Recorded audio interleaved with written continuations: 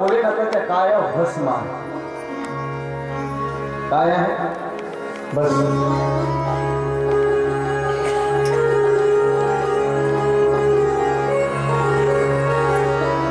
सगळे अंगाला अरे आम्ही भस्म तर बघा मशानामध्ये तर जाणं सोडून द्या आम्ही रक्षा सावरण्यासाठी जातो ना ते राग चितेचे राग घरामध्ये सुद्धा कोणी प्रवेश करून देत नाही बरोबर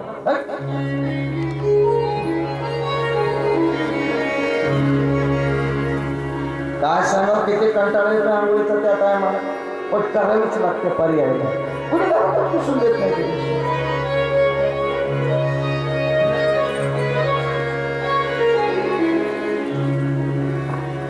तुम्हाला सत्य एक गोष्ट सांगू का मला माणूस जर असा म्हणजे हे उघड बोलणं योग्य नाही पण खरं बोललंच पाहिजे इथं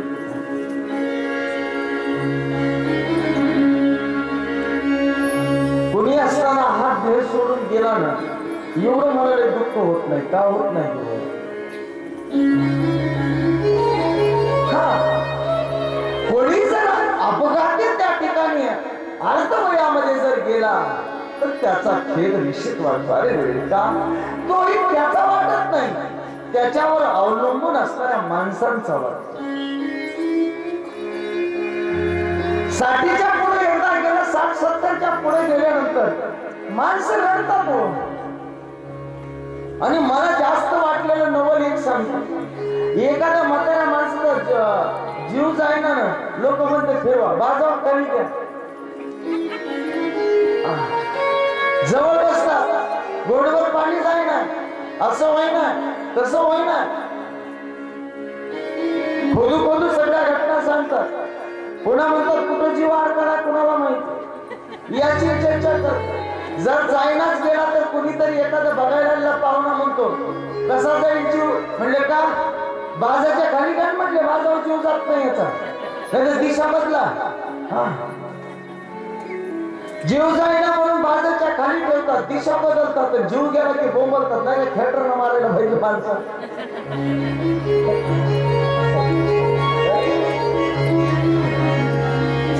हे वास्तव आहे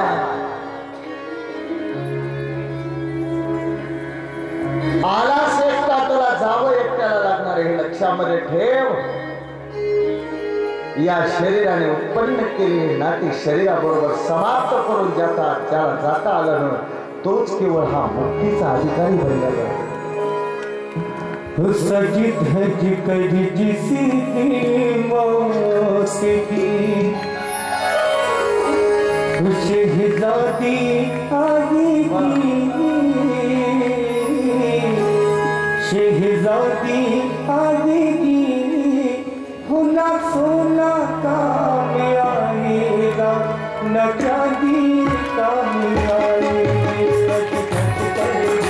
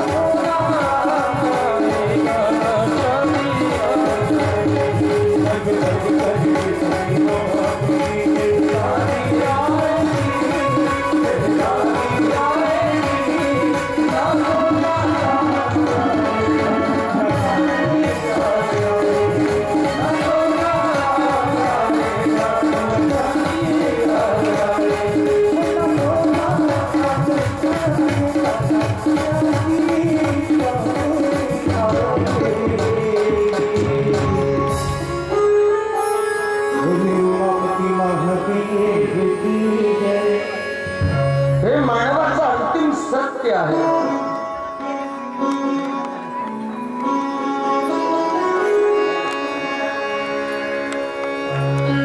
गीतकार म्हणतात की माणसाचा देह तर मातीचा बनलेला आहे, पण अपेक्षा मात्र सोन्याची आहे. काय कमाल आहे ना. हा देह कशाचा बनलेला आहे? मातीचा. आणि अपेक्षा कशाची करतोय? सोन्याची.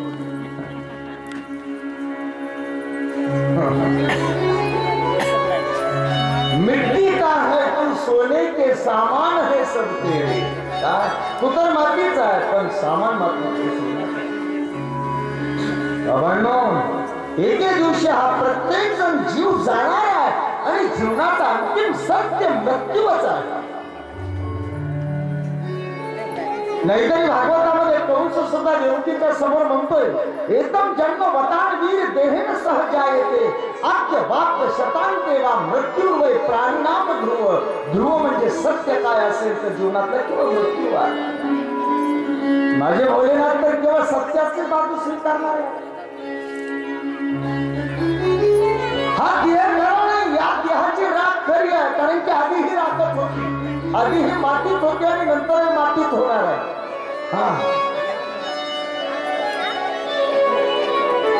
आणि हात लावायला मिळतो त्या मातीला. पण माझ्या भोलेनाथाने पावडर कोणता आवडते तुम्हाला? मला काही नाव माहित नाही त्यांचं. पावडर म्हणून अंगाला लावलेलं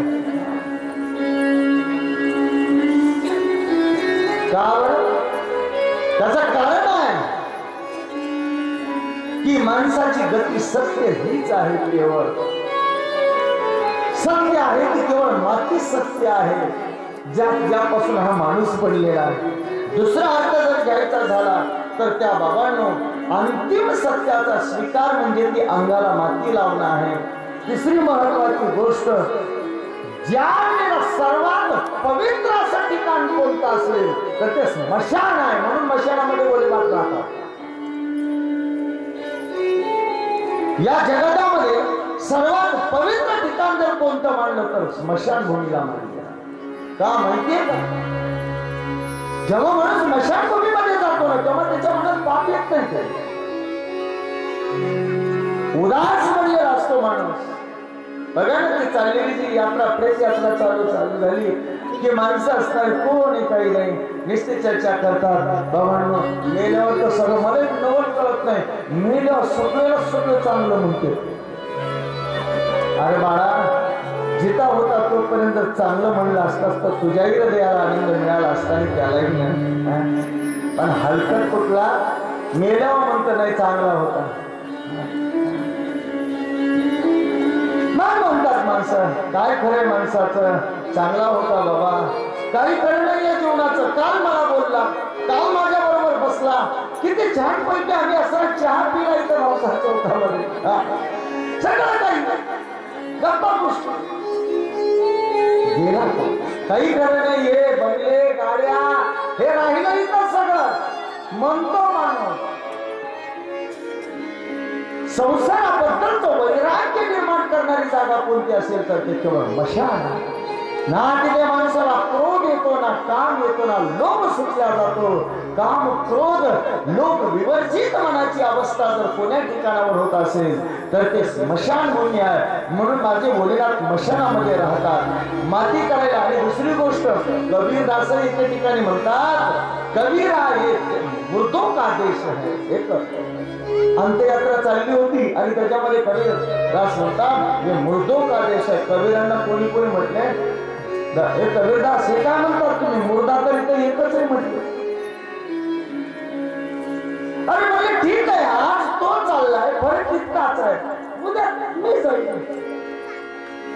मुर्दा तर प्रत्येकाला व्हायचंच आहे ते, त्याच्यातून सुटका नाही. आणि माझ्या भोलेनाथाला मुर्दा खूप आवडतो म्हणून त्याचे राख अंगाला लावून देतात. त्या प्रेत खूप आवडतं का माहितीये का? भोलेनाथाने पाहिलं की जोपर्यंत स्मशक्ती अंत्ययात्रा चालू आहे, जोपर्यंत त्याला अग्नी देत नाहीत ना तोपर्यंत एक ध्वनी चालू असतो. कोणता माहितीये का? राम नाम, राम नाम काय सत्य आहे. भोलेनाथाला आनंद झाला. वा धन्यवाद देतात त्या मुर्द्याला. वा रे वा धन्यवाद आहे तुला. बरं तेव्हा जायला आणि निघाले माणसं की पुन्हा कुणी म्हणतं का चालू होतं. मग पुन्हा लय उशीर झाला, मला ऑफिसला जायचं होतं, बायको आता काय बोलती काय माहिती, कुणाच माहिती डबा झाला का नाही, त्याचं एवढं काम होतं, तेवढं कुणाला एवढं कुणाला. माणसं टाइम बघून निमरत नाही. टाइमावर मरणं असतं का? हे संसार सुचतो पण जोपर्यंत मुर्दा आहे तोपर्यंत संसार नाही तर राम सुचल्या जातो. म्हणून माझे भोलेनाथ त्याला धन्यवाद देतात. अरे या जिवंत माणसापेक्षा तू धन्य आहेस बाबा. जोपर्यंत तू होतास तोवर इतरांकडून राम नामाचा उच्चार करून घेतलास, आता तू गेला आणि राम नामही गेलं.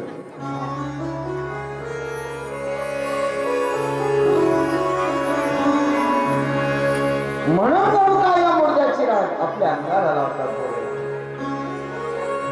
अंगावर व्याघ्रांबर परिणाम करतात. त्याचे दोन कारण आहेत. व्याघ्र हा ब्रह्मचारी प्राणी आहे. भोलेनाथाचं जीवन ब्रह्मचारी आहे, पहिली गोष्ट. दुसरी गोष्ट, या जगाला संदेश देऊ सांगतात. बघा व्याघ्र मेल्यानंतर जो असतो तोपर्यंत त्याचा किती रुबाब असतो वाघाचा. अरे डरेंगाळी जर मनामध्ये ऐकली ना, मैलावरचे प्राणी सुद्धा असणार निघून जातात आपला प्राण वाचवण्यासाठी. एवढा दरारा त्याचा असतो. पण मेल्यानंतर त्याचे सुद्धा कातडी खुंटीला अडकले जाते.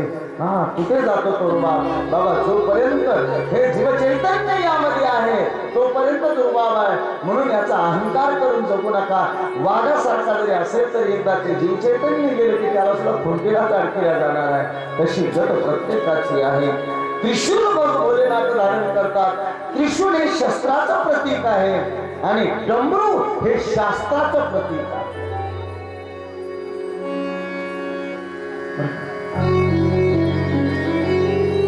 प्रत्येकाच्या जीवनामध्ये 3 शूल आहेत. म्हणून गीताकार म्हणजे तस्मात् त्रयं त्यजेत, या तिन्हीचा त्याग करा.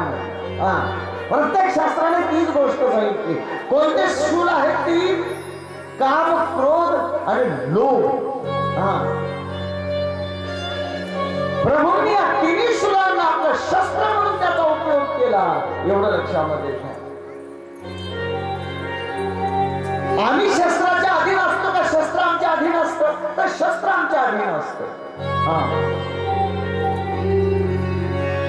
म्हणून भोलेनाथाकडे बघा, त्यांनी प्रत्येक विकाराचा उपयोग परमार्थासाठी. काम त्यांच्याकडे होता, क्रोध त्यांच्याकडे होता, पण इतरांचा असताना त्या ठिकाणी प्रपंच उद्ध्वस्त करण्यासाठी क्रोधाचा उपयोग केला नाही तर कामाला मारण्यासाठी क्रोधाचा उपयोग केला.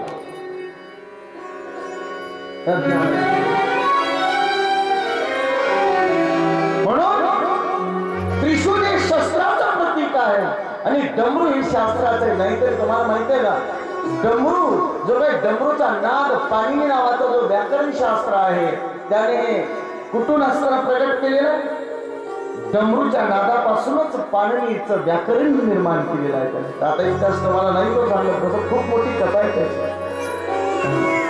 म्हणून हे शास्त्राचं प्रतीक आहे.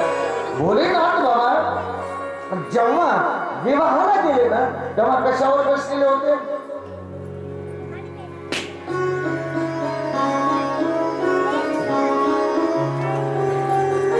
धर्मावर विराजमान होते. अर्थात बैल हे धर्माचं प्रतीक आहे. भोलेनाथांनी श्रृंगार नाही केला विवाहाला, आहे तसेच विवाहाला निघून गेले. मला वाटतं ही गोष्ट आजच्या माणसाने शिकला तर बरं होईल. आहे तसं माणसाने त्या संस्काराला सामोरं गेलं पाहिजे. खरोखरच एरवी तितके भारी कपडे घालतो का, एरवी एवढा रुबाब असतो का, अनेक प्रश्न आहेत त्याच्यामध्ये. खरोखर जितका दिमाग करतो तितका दिमाग काढण्याच्या लायक तो असतो का. अरे कित्येक वास्तव खर्च आहे बाबांनो, वास्तव. मी म्हणतो लग्नामध्ये खर्च करा, पण इतकं भयानक स्वरूप त्याचा आता अवास्तव खर्च झालंय. मला कमाल वाटते काही धनिक माणसांची एवढा खर्च करतात लग्नाला, आणि सत्संगाला जर 2 रुपये द्यायचे म्हणले ना त्यांच्या जीवावर जर जणू काय आगीचा ते कशाला मरी आईचा गोळा उठला जणू काय पोटात त्यांचे.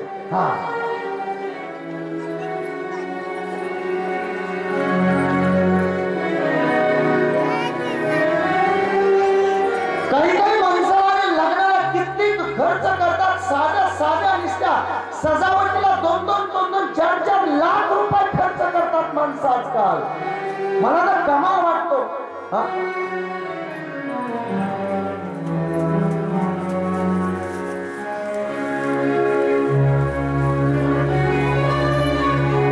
मला माहिती नव्हतं. पाठीमागे एक लग्न झालं, त्या लग्नामध्ये बरोबर म्हणले मला जे पैसे ठेवा. का नाही म्हणले थोड्या राहू द्या तुमच्याकडे. मग इथं कसे आणले पैसे, नाही म्हणले इथं बरंच पेमेंट करायचं. नोंद बरं असू तर वाटलं असं मारायचा प्रश्न कोण चोरून येणार आहे, कोणी हात केला नाही राहू द्या. मग ठेवली. आल्या 2च मिनिटामध्ये किती म्हणजे 30,000 रुपये दिले. म्हणजे कशाला म्हणजे ते मेकअप वाले. मेकअप वाले 30,000 रुपये तोंडात घालून घेतलं होतं. म्हणून हे नेमकं काय करते विचार करा. अवास्तव खर्च आहे, अवास्तव. कपड्यावर कितीही कपडे तुम्ही कितीही रुपयाचा ड्रेस घाला, कितीही रुपयाचा घाला, तुमच्या खिशात काही फरक पडणार नाही. फक्त त्याच्यामधून तुमचा अवास्तवपणा. आणि दुसरी गोष्ट, जितका तुम्ही अवास्तव खर्च कराल ना त्याच्यामधून तुमचा असंस्कृतपणा प्रगट होतो, हे लक्षामध्ये ठेवा. तुका म्हणे काय नटोनी व्यर्थ, आपुलीची चित्त आपण पाहिजे. माणसाकडे साज श्रृंगार त्या ठिकाणी वस्त्र अलंकार वैभवामध्ये निश्चितच असले पाहिजेत, पण त्याचा अतिरेक मात्र माणसाच्या असंस्कृतपणाचं ते लक्षण स्पष्ट दिसतं. त्यामुळे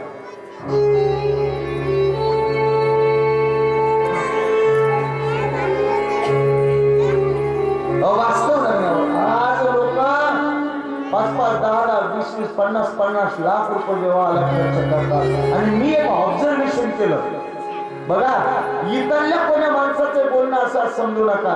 मी जवळपास वर्षातून कित्येक शेकडो गावांना माझं फिरणं होतं आणि हजारो घरामध्ये प्रवेश होतो. त्याच्यामुळे अनुभव पाहायला मिळतात मला.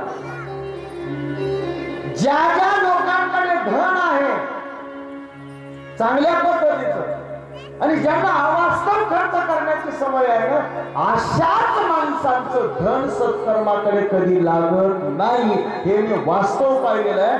आणि जो जास्तीत जास्त गरीब वाटतो ना तो रुपयातला रुपयाने प्रयत्नाने काढून तो सत्संगाला लावतो. मी खरोखर त्या माणसाला धन्यवाद. असे माणसं मी पाहिली. आणि एक लक्षामध्ये ठेव, आता जसं गीत म्हणलं ना, सोना काम आएगा ना चांदी आएगी.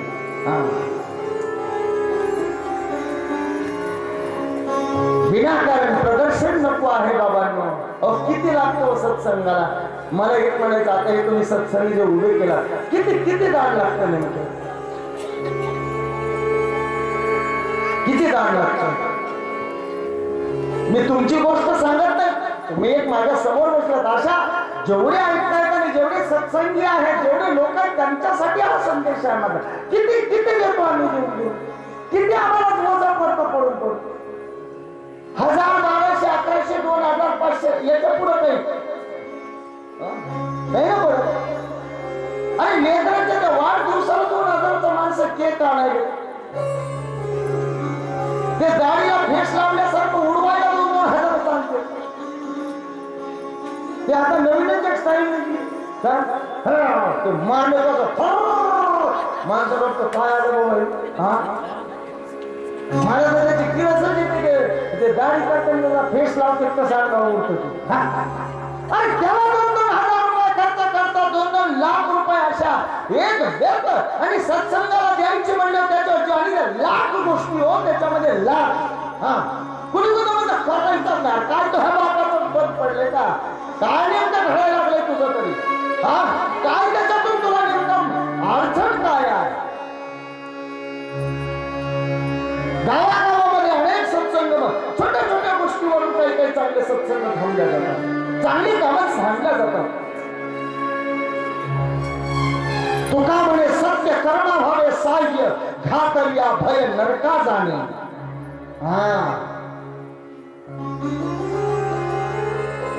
हे समजू का तुम्हाला.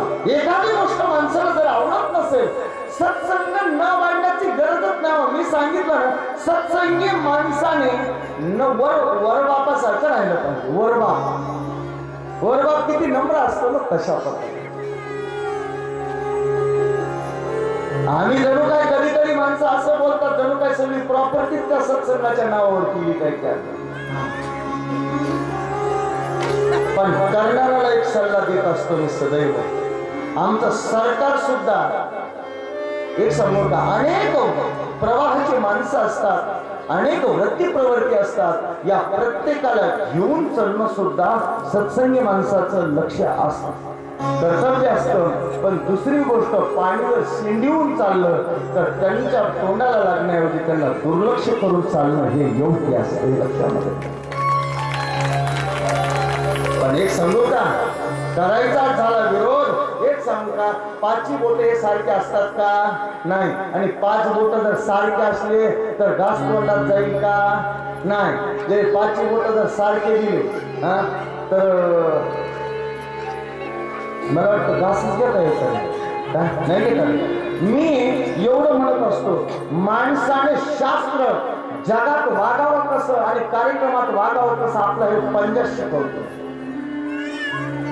सारखे नसतात, पण सगळ्यांचं वेगळं वेगळं काम आहे. पण काही कामामध्ये सगळे असे एकत्रित लागतात. आता दुसरा एक मुद्दा मी सांगतो. काल आम्ही बसल्या म्हटलं काहींना हा सांगत होतो मी. बघा, हा छोटा, हा पण छोटा, हा छोटा, हा लांब आहे. जो मोठा आहे याचा अर्थ समाजातला तो मान सन्मानाने मोठा आहे का, तो मान सन्मानाने मोठा आहे, बरोबर आहे ना. हा मान सन्मानाने छोटा आहे, बरोबर आहे का नाही. मग आता तुम्ही 5 बोट जर एकत्रित करायचे म्हणलं तर सर्वात जास्त कोणतं बोट वाकल्या जातं,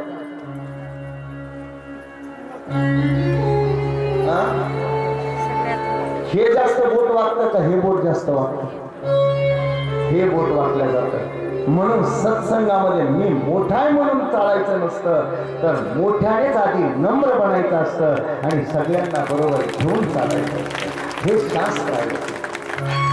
काय बिघडतं मान्य म्हणा, बऱ्याच जणांच्या गोष्टी काही कुणाला जमत. अरे नवऱ्याचं बायकोचं समजा नाही, हाणामारी दिवसभर चालू राहते का, तरी पण प्रपंच तुटला का त्यांचा, किरकिर फुडफुड भांडे आपली चालूच राहते.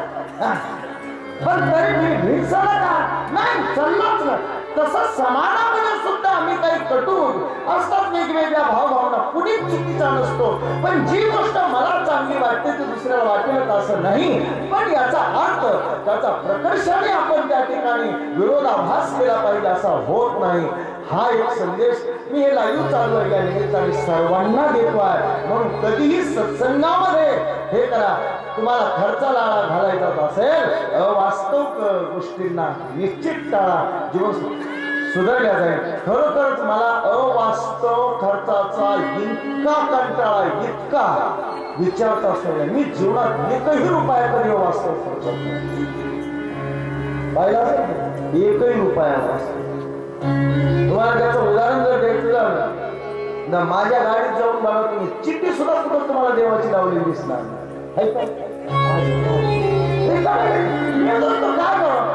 मी एका ठिकाणी कीर्तनला गेलो होतो आमच्या केकच्या जवळ.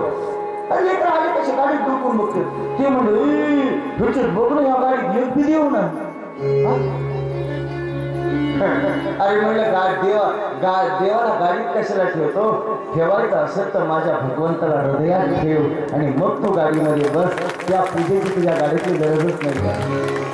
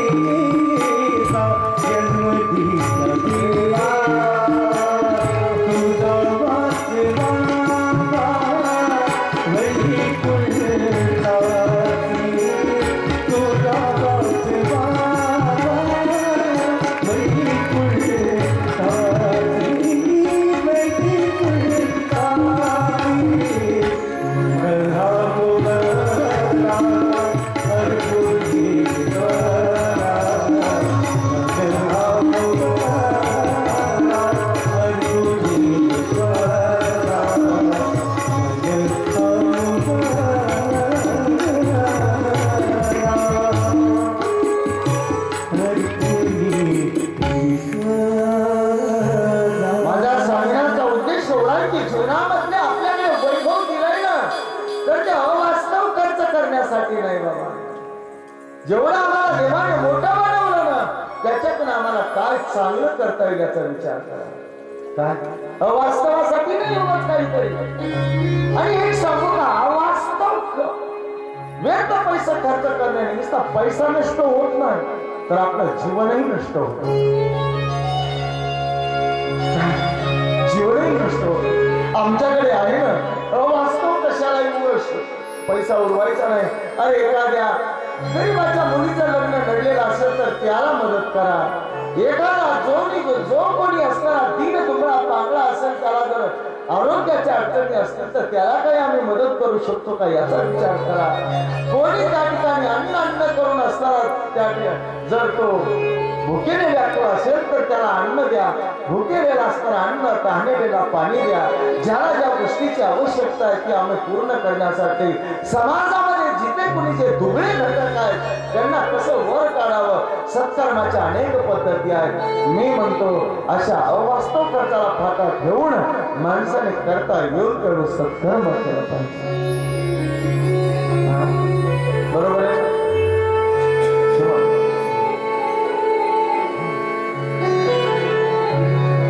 हा उद्देश आहे माझा.